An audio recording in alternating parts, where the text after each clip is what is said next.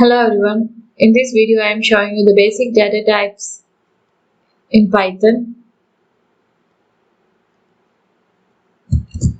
Basic data types in Python. There are mainly 5 data types in Python. Basic data types in Python are integer, float, string, boolean and complex. Here the type of this variable is initialized when only when we are assigning a value to this variable. Here 5 is assigned to the variable a and the type of the variable a will be integer type. Then f equal to 1.5. Then s equal to hello. Again, for a boolean data type, b equal to true.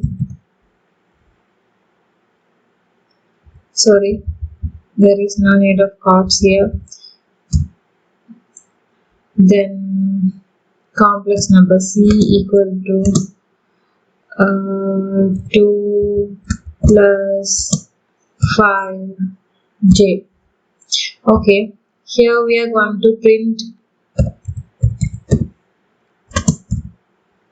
a comma f comma s comma b comma c. And here we are printing the type of these variables. Print type of a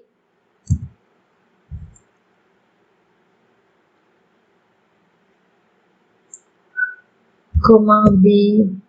I'm just testing. No, it will not work. Okay, print type of a comma type of b, sorry, type of f